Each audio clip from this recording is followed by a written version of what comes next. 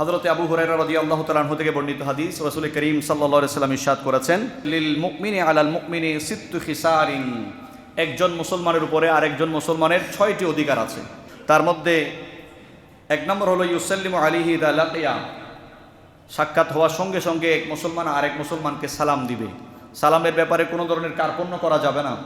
আমি বড়, আমি অমুক, আমি তমুক, আমি সভাপতি, আমি সেক্রেটারি, আমি সমাজের সর্দার মোতাব্বর, আমি কমিশনার, আমি মেম্বার, আমি চেয়ারম্যান, এরকম ভাবনা যদি অন্তরে থাকে, আর যদি আপনি মনে করেন যে মানুষ আমাকে সালাম দিবে অপেক্ষায় থাকেন, তাহলে নিশ্চিত বুঝে নেবেন আপনার অন্তরে কি আছে? অহংকার আছে। আর অহংকার থাকলে লা ইয়াদখুলুল জান্নাহ, ওই বান্দা যতই নামাজ পড়ুক অহংকারের কারণে সে কোথায় যাবে? জাহান্নামে যাবে। এজন্য সালাম দেওয়াটা রাসূল পাক সাল্লাল্লাহু আলাইহি ওয়াসাল্লামের সুন্নাত। এক মুসলমান আরেক মুসলমানকে সালাম দিবে, সাক্ষাতেই বলবে আসসালামু আলাইকুম। আপনি কাউকে সালাম দিলেই আপনার মর্তবা আল্লাহ পাক বাড়িয়ে দেবেন, সম্মান আল্লাহ পাক বাড়িয়ে দেবেন। হাদিসে পাক এসেছে, মান তাওয়াদা লিল্লাহ, যে ব্যক্তি বিনয় নম্রতাকে গ্রহণ করে, রাফাআহুল্লাহ, আল্লাহ তার সম্মান মর্যাদা বাড়িয়ে দেয়। সম্মান বাড়ানোর মালিক কে? এজন্য সম্মান, ইজ্জত, ক্ষমতা কার পক্ষ থেকে আসে?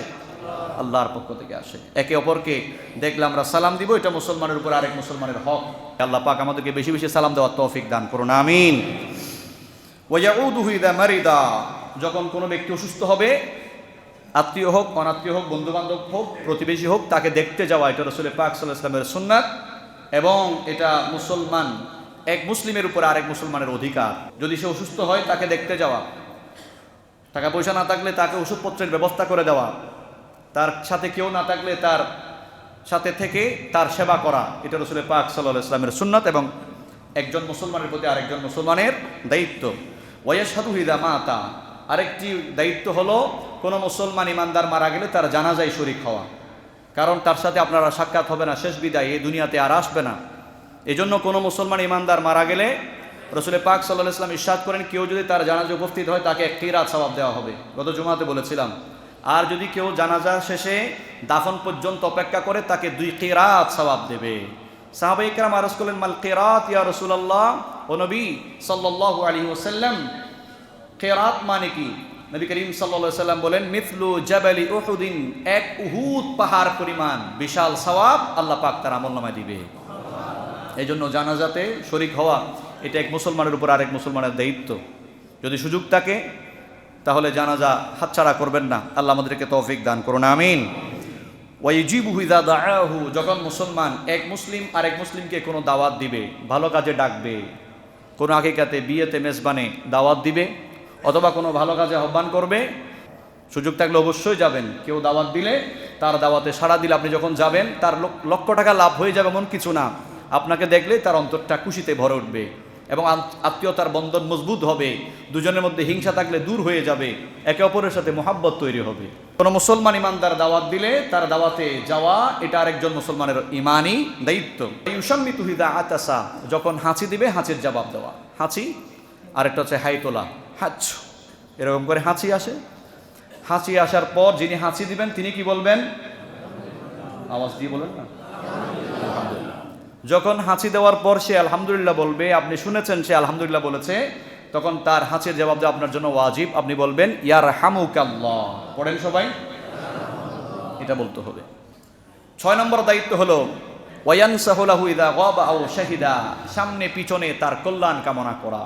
আমরা সামনে তাকে ফার্মফুট্টি মারি, বন্ধুত্ব দেখাই, ভালো মানুষই দেখাই। অনেক মানুষ আছে টক্সিক, আপনার সামনে আসলে আপনার খুব প্রশংসা করবে, আপনার আরেকজনের বদনাম করে করে আপনাকে তুলবে উপরে, কিন্তু আপনি যখন চলে যাবেন আপনার বদনামে আরেকজনকে করবে।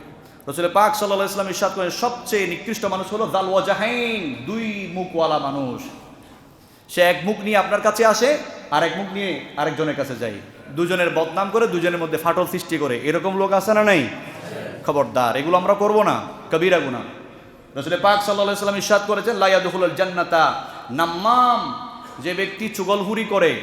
চট্টগ্রামের ভাষায় চুগলখুরকে কি বলে?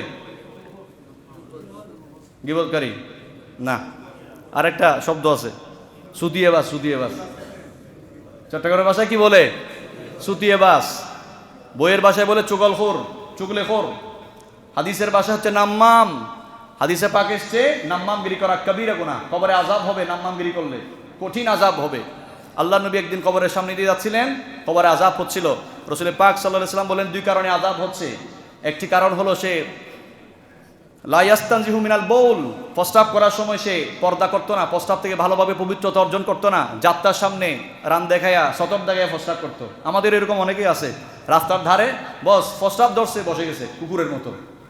কুকুর যেখানে এখানে প্রস্রাব করে, কোনো মুসলমান ইমানদার সতর দেখায়া কারো সামনে প্রস্রাব করতে পারে না। আপনার প্রস্রাব ধরেছে, রাস্তার ধারে আপনার গাছের নিচে, ছায়াযুক্ত গাছের নিচে প্রস্রাব করতে রাসূল নিষেধ করেছেন। প্রস্রাব পায়খানার কিছু আদব আছে, এই জন্য সতর দেখায় যারা প্রস্রাব করবে এবং প্রস্রাব থেকে যারা পবিত্রতা অর্জন করবে না তাদের কবরে আযাব হবে।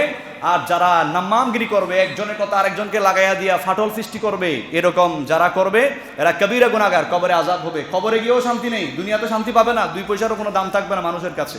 যখন ফাঁস হবে যে আপনার কথা ওকে লাগাইছে, এর কথা আপনাকে লাগাইছে, আপনি যখন এটা জানতে পারবেন, ওর প্রতি আর কোনো রেসপেক্ট থাকবে, কোনো শ্রদ্ধা থাকবে না। 2 নম্বর, একজনের কথা আরেকজনকে লাগাইয়া ডিস্টার্ব করে, তখন আপনার কোনো সম্মান ইজ্জত আর থাকবে না। এই জন্য এগুলো থেকে বেঁচে থাকবেন।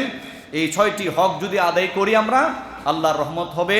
মুসলমানের উপরে হক আদায় করার কারণে আল্লাহ তাআলা আমাদেরকে দয়া করবেন এবং আল্লাহ আমাদেরকে আপনাকে এই আমলগুলোর উসিলায় জান্নাতি বানায়া দিবেন। সুবহানাল্লাহ।